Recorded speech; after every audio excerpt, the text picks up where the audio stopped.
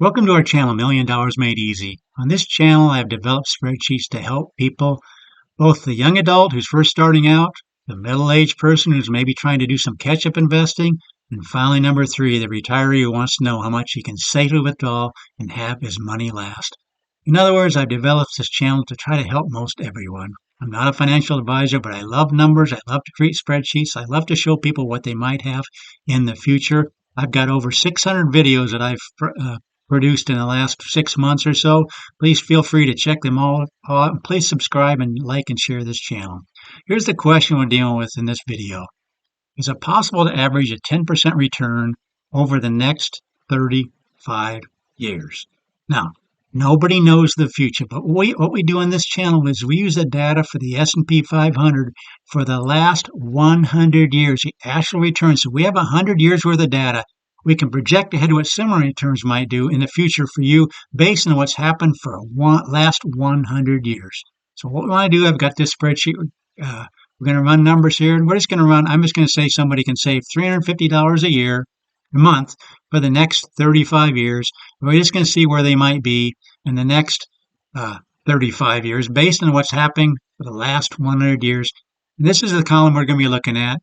If we did this $350 a month, this is how much you would have put in over these time periods. You would have put in $147,000. Now we have 100 years worth of data showing us these are the returns for each of the numbers. And I want you to notice that in the worst case scenario, this red row is the worst case scenario, you'd have $1,015,000. The median in this column is 1.402, and the maximum is 3.285. Now what we want to do in this video is see if you got 10% on your money, instead of getting these varying returns using the S&P 500, just stick it in a 10%. If somehow you get a 10% straight return, 10% every year, what kind of numbers would you have after 35 years? Right now, using the S&P 500, the worst case scenario, you have $1,015,000. Watch what happens when we go ahead and set the average to 10%. Now I want you to notice 10% going down all the way through here, putting in the same amount of money. This is a balance you would have. This is a summary box for these numbers. I want you to notice after 35 years, you have $1.138 million. That's averaging 10%. Now, what do we see over here? In the worst case scenario, you'd have $1,015,000. So you wouldn't quite be getting 10%. What's our question? Is it possible? Yes. Is it guaranteed? No, but look what happens, folks, if I change this to just 0.5% less. If I change this to 9.5%, right now, at 10%, if you got a 10% CD, to have this kind of numbers, in the S&P 500 over the worst 30, again, this is the worst 35 year, you would have just short of that. You had $1,015,000. In fact, 85% of the time, you'd actually get to this amount right here, but there's 15% of the time you wouldn't. It's highlighted in white going down through here. So you wouldn't quite make it, but watch what happens when I change this to 9.5. Just a 0.5% less. Now, 9.5%, if I set that, 9.5% now going down through, what do you have after 35 years? Look at this, $1,015,000. What's the worst case scenario over here in the S&P 500? $1,015,000. What's that telling me? That's telling me in the last 100 years, you averaged at least 9.5%. Again, our question is it possible? Not only possible, 85% of the time we saw you actually would reach there, but 100% of the time you'd reach it at 9.5%. That was the worst return. But I want you to know something. I built this spreadsheet a while back showing you what you would have from 1923 on. These are the average 10-year return, 15-year, 20-year, and so on.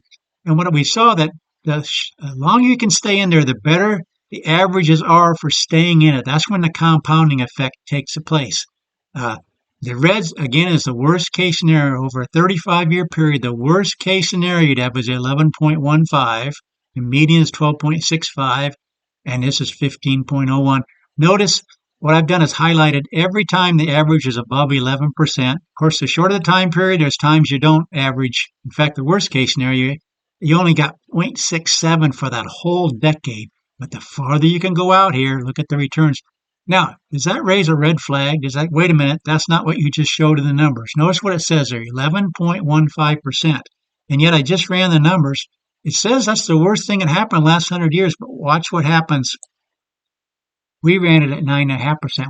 What's the problem? It says here 11.15, and yet here it's saying in the worst case scenario you only got 9.5. What's the difference? This is a key thing I need you to understand. It's called compound annual growth. You can't just look at averages. And what I've done is broken it down by each decade. Uh, what you would have if we had the returns like 1930s. If you had $100 at the end of the $100, at the end of that 10 years, with a 5.34% average return, which is what you get when you average these numbers, you should have $168.23. But what did you actually have if you put $100 in with these returns? You would have 99.48%.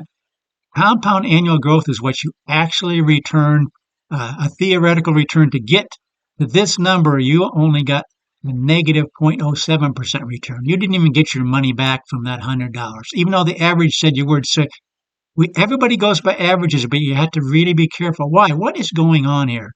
Every time, every time the market goes down, whatever goes down, it takes more than that amount in the positive direction to get back to where you started. In other words, if you're down 24%, to get back to what you started with, you need more than a positive 24% return. Maybe to illustrate in the best way, most extreme case, let's say you have $100 and the market goes down 50%. What are you left with?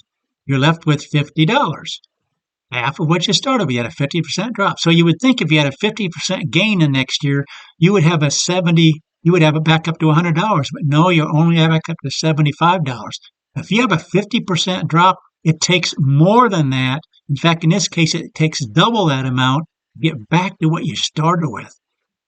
Looks like the average is minus 50 and plus 50. That averages out to 25%, but your actual compounded annual growth rate was actually zero. Why? You started with 100, you get back to 100 in this case. So in other words, you always got to take into account compound annual growth rate when you're talking about it. But we always talk about averages, and so you just understanding that whenever the market goes down, it takes more than that to come back. That's why, even though right here it looks like the worst case scenario, you average 11.15, you actually would have only got 9.5. But again, folks, that's the worst case scenario. 85% of the time, you'd be getting at least a 10% return. Again, let me show you the numbers here. Just to show you, set the average to 10%. 35-year period, you have 1.138, and you would have that in this column, this 1.138 million, you would be above that amount 85% of the time, color-coded in green, and we also went ahead and you'd have 26% of the time, you'd actually have over 2 million and so on. But this is the minimum. This is what you'll get if you have 10% return on your money right here. We saw if we ran it at 9.5%, that actually comes out to basically the same amount as you would have gotten right here, 1,015,000. There's 1,015,000, the worst case scenario.